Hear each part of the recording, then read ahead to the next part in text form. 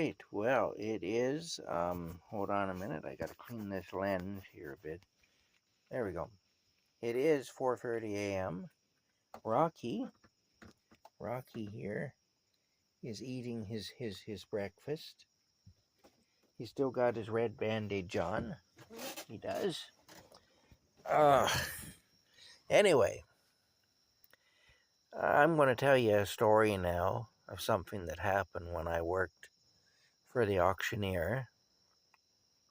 And this is kind of a creepy story, really, but I'm going to tell it anyway because it's kind of neat in a way what happened. A little bit scary too, though. Um, we had for a while we had a flea market in the auction hall, and instead of holding live auctions in the auction hall, we had auctions outside in the nice weather on the property, or we'd rent a hall somewhere or whatever for a live auction.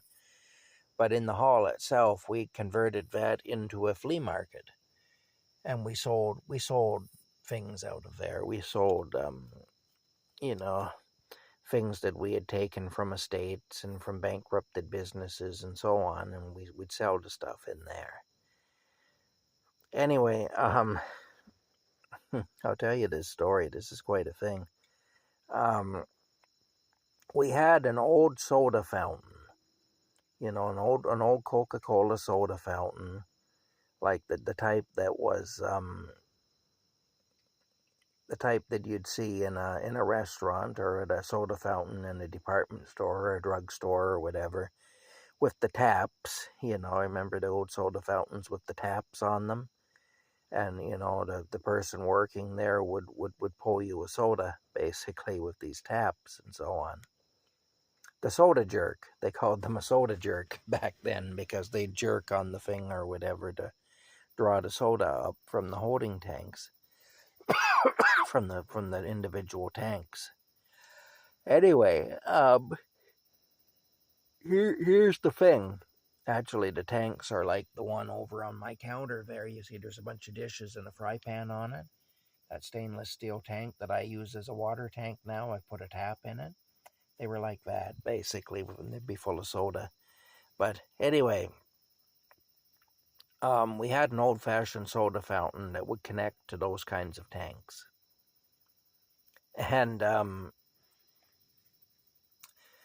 it had some rust in it and so on. Somebody had kind of covered the rust up with rust paint, but it was still there and so on. And it wasn't in the greatest of shape. Anyway, this woman came in, and she was what we call a reseller, because she was somebody who would buy stuff and then she'd resell it at a profit. And she came in, and she was a black woman. She was an immigrant from another country. I don't know where exactly. But she had a thick accent, and she dressed in kind of a flamboyant way, too. She didn't dress like most people around here would dress. She dressed in very bright colors and stuff like that, long flowing dresses that were very bright colors and things, and hats, really kind of wonderful hats and whatnot, and wonderful dresses too. She was an older woman, but she actually looked really good for a woman her age. And she definitely stood out in the crowd, this woman did, because she was so the colors that she wore were so bright and everything, Anyway, she came and she bought this soda fountain from our boss. She had a customer who was looking for one, and so she figured she'd buy it from us and then she'd resell it to her customer at a profit. Of course, she'd resell it for more than she paid us and so on. Well, she bought the soda fountain. The soda fountain did have damage. Our boss, to his credit, did disclose the damage to her. She said she didn't think it would make a difference. She bought the soda fountain. A few days later, she came back with the soda fountain. And she said, my customer didn't want it because of the rust damage, and so I would like my money back. Well, our boss told her it was sold as is, and he said, I disclosed the damage to you and so on. You were aware of it when you bought the thing. And so he said, no, we're not taking it back and we're not issuing a refund. Well, she was quite angry. And like I say, she used to come in pretty regular and buy stuff to resell, but this day she was really angry because our boss had refused to issue a refund and take the soda fountain back. Now, I mean, our boss definitely was not the most honest and upright person. He had plenty of faults, but in that particular situation, he actually was in the right because he had disclosed the damage to her before she bought it. He showed her where it was rusted, and also, and I was there, so I know he did. And also, he even took some money off the price for her because she was a reseller and so on. So he actually treated her pretty well, you know. But still, she wasn't happy. She figured because her customer that she had in mind for it wasn't interested in the thing when he saw it, that she should just get her money back. And that wasn't happening anyway. So she left angry. Well, after she left, like literally within a few minutes of her leaving, stuff started flying off the shelves in our store, in the auction hall that we had turned into a store. We had industrial shelving in there with the different items on it that were for sale, and stuff was flying off the shelves. I mean, literally, and I don't mean flying off the shelves as in we were selling it. You know, the stuff was just flying off the shelves. You know, no, I mean like it was literally physically flying off the shelves. I was in the front office there with our cashier, and we heard stuff. We heard glass breaking. We heard stuff in the store. We could hear glass breaking and stuff. We could hear all kinds of stuff. And this is what it was. The stuff was literally, and I even saw it happen, stuff literally, inanimate objects literally were flying off the shelves and hitting the floor. And stuff was getting broken and all the rest of it. There was a lot of broken glass and stuff. And this went on for days.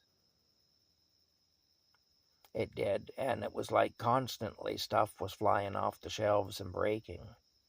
And I don't know how much stock we lost, but it was quite a bit, you know, just of stuff that was just to breakage because of stuff flying off the shelves.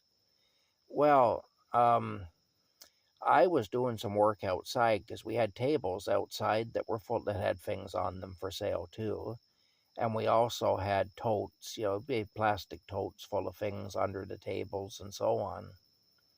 And in one of the plastic totes, I found that woman's hat. And I recognized it had been stuffed into one of these totes along with the stuff that was in the tote. It was in there. And I recognized the hat because, as I say, this woman had a very unique look to her. And she had a very, that the hat was the hat that she was wearing when she was arguing with our boss. And she had stuffed it into one of the totes. Well, I've heard that when spells are cast, when people who practice certain religious things, certain voodoo and other things like that, that one thing that they'll do to strengthen the spell is they'll leave something of theirs behind at that place, wherever the spell is basically wherever the target is, they'll leave something behind there. And so anyway, she left her hat behind. So I found the hat, and I remember I took it up to the front office there and I turned it in because she may come back looking for it, who knows. But when I found the hat, it stopped. For like 3 days, we had stuff flying off shelves in the store and breaking. And I found the hat, and when I found the hat, it instantly stopped. There was no more of that. So That's just the story anyway I wanted to tell you. That's something that actually did happen when I was working for the auctioneer. We never saw that woman again. She never came back. And I don't know what happened to her hat. I'm guessing we must have thrown it away at some point or something. But she never did come back anyway. And that's just the story of something that happened when I was working for the auctioneer. Yeah, pretty wild. All right. We'll see y'all later, and good morning. Good morning, everybody. Bye for now.